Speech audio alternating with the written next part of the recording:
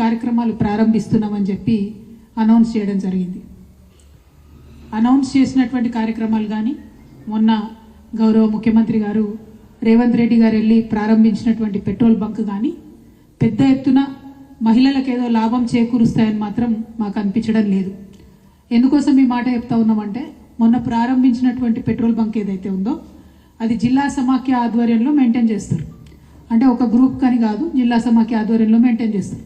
So ఆ జిల్లాలో ఎంతమంది మహిళలు ఉంటే అంతమందికి డైరెక్ట్గా ఆ పెట్రోల్ బంక్లో వచ్చే లాభాన్ని ఇవ్వడం జరుగుతుందని చెప్పి ఆ స్కీమ్ ద్వారా చెప్తా ఉన్నారు. అంతేకాకుండా ఒక 10 మంది మహిళలకు దాంట్లో ఉద్యోగాలు ఇస్తామని చెప్తున్నారు.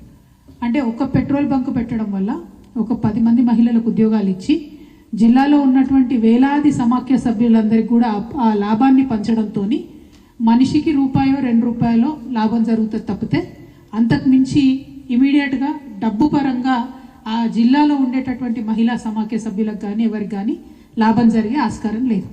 అయితే ముఖ్యమంత్రి గారు ఏదైతే ప్రకటించిండ్రో 1 కోటి మంది మహిళలను మేము కోటీశ్వర్లను చేస్తామని వారు ఏదైతే ప్రకటించిండ్రో వారు చేసినటువంటి ఆ ప్రకటనకు వారు ప్రారంభించినటువంటి పెట్రోల్ బంక్ మోడల్కు ఎక్కడా కూడా పొంతన పోలిక అన్నది లేదు.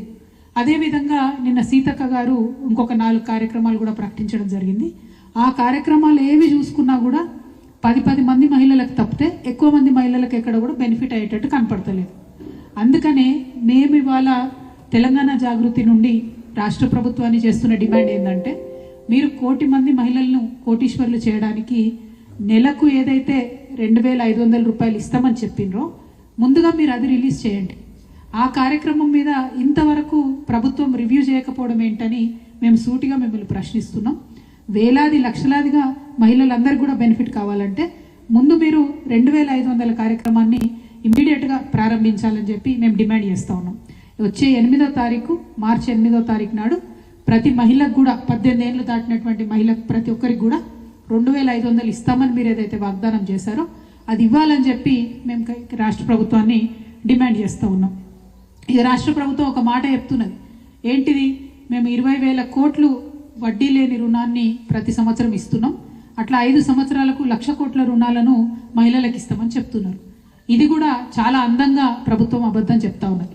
ఎందుకంటే కేసీఆర్ గారు ఉన్నప్పుడే ముందు కాంగ్రెస్ ప్రభుత్వం అంటే తెలంగాణ ఏర్పడక ముందు కాంగ్రెస్ ప్రభుత్వం 5 లక్షల వరకు మహిళలకు రుణాలు ఇచ్చేది. కానీ వాళ్ళు వడ్డీ లేని రుణాలు ఇస్తామని చెప్పి 1 సంవత్సరంన్నర పాటు ఇవ్వకుండా కిరణ్ కుమార్ రెడ్డి గారి పీరియడ్లో రోషయ్య గారి పీరియడ్లో ఇవ్వకుండా ఎగ్గొడితే తెలంగాణ రాష్ట్రం వచ్చినాక మొదలు సంవత్సరంన్నర వడ్డీ లేని రుణాల బకాయిలు ఏవైతే ఉంటాయో అది మా ప్రభుత్వం ఇచ్చి 5 లక్షల నుంచి 20 లక్షల వరకు కూడా రుణాలు ఇవ్వడం మేము ప్రారంభించాం. కానీ కేసీఆర్ గారు మొన్నటి మేనిఫెస్టోలో కూడా చాలా క్లియర్గా చెప్పారు 5 లక్షల వరకు మేము వడ్డీ లేని రుణాలు ఇస్తాం, మిగతా రుణం వడ్డీతో కూడుకొని ఉంటుందని చాలా క్లారిటీగా మేము చెప్పాం. ఎందుకంటే ఎప్పుడు కూడా మేము అబద్ధం చెప్పి పరిపాలన చేయలేదు. కానీ కాంగ్రెస్ ప్రభుత్వం కాంగ్రెస్ పార్టీ మేనిఫెస్టోలో ఏం చెప్పిండ్రు, మీరు 20 లక్షల రూపాయల వరకు కూడా వడ్డీ లేని రుణం ఇస్తామని చెప్పిండ్రు. కానీ ఇప్పటి వరకు కూడా మీరు 15 నెలలైంది వచ్చి 20 లక్షల రూపాయలకు వడ్డీ లేని రుణాలు మీరు ఎక్కడ కూడా వడ్డీ రాయితీ ఇవ్వలేదు. ఇంకోటి ఏం చేసిండ్రు, 5 లక్షల వరకే వడ్డీ రాయితీ ఇస్తామన్నారు. కానీ ఆ 5 లక్షల వరకు ఇచ్చినటువంటి వడ్డీ రాయితీ కూడా సంవత్సరంన్నర కాలం నుంచి కూడా పెండింగ్ ఉన్నటువంటి పరిస్థితి ఉన్నది. కాబట్టి మార్చి 8వ తారీఖు నాడన్నా మీరు మొత్తం వడ్డీ రాయితీ ఏదైతే బకాయి ఉందో దాన్ని మా ఆడబిడ్డలకు చెల్లించవలసిందిగా తెలంగాణ జాగృతి తరఫున మేము డిమాండ్ చేస్తూ ఉన్నాం. అట్లనే మీరు ఏదైతే 5 లక్షలు కేసీఆర్ మీకు వడ్డీ లేని రుణం ఇస్తున్నాడు, 20 లక్షలకు కూడా మేము వడ్డీ లేని రుణం ఇస్తామని ఏదైతే చెప్పినో మీరు ఆ క్యాప్ని పెంచండి, 20 లక్షలు కూడా వడ్డీ లేని రుణాలు ఇవ్వాలని చెప్పి మేము డిమాండ్ చేస్తూ ఉన్నాం. అది మీరు అడిగిందే, మేము చెప్పింది కాదు. కాబట్టి మీకు డిమాండ్ చేస్తూ ఉన్నాం. ఇంకొకటి, ఎవరన్నా భర్తలు చనిపోయినటువంటి ఆడవాళ్ళు ఉంటే గ్రామాలలో వాళ్ళకు ఇప్పటి వరకు కూడా విడోస్గా ఎన్రోల్ చేస్తలేరు, వితంతువుల కింద వారిని మీరు ఎన్రోల్ చేస్తలేరు. ఆల్రెడీ కేసీఆర్ గారు ఇచ్చేటటువంటి పెన్షన్లో ఇంటి పెద్ద ఆయన చనిపోతే మాత్రం ఇమీడియట్గా ఆ లేడీకి వచ్చేటట్టుగా అప్డేట్ చేస్తున్నారు. కానీ కొత్తగా వితంతువులైనటువంటి వారు ఎవ్వరు కూడా ఆడబిడ్డల పేర్లు ఒక్కటి కూడా ఇంతవరకు మీరు ఎక్కించలేదు. అదేవిధంగా ఇప్పటికీ కూడా పాత పైసలే కేసీఆర్ పెన్షనే వస్తుంది తప్పితే ఎక్కడా కూడా ఒక్క పైసా కూడా మీరు కొత్త డబ్బు ఇవ్వలేదు. అంటే గ్రామాలలో ఒక్క ఆడబిడ్డ పేరు కూడా కొత్తగా పెన్షన్లోకి ఎక్కించలేదు. ఎక్కడా కూడా ఒక కొత్త పైసా మీరు వాళ్లకు ఇంతవరకు పెన్షన్ ఇవ్వలేదు. అంతేకాకుండా మీరు ఏదైతే 2,000 నుంచి 4,000 పెంచిస్తామని చెప్పారో దానికి సంబంధించి ఒక కార్యాచరణ కూడా ముందు పడ్డట్టు కనిపిస్తలేదు.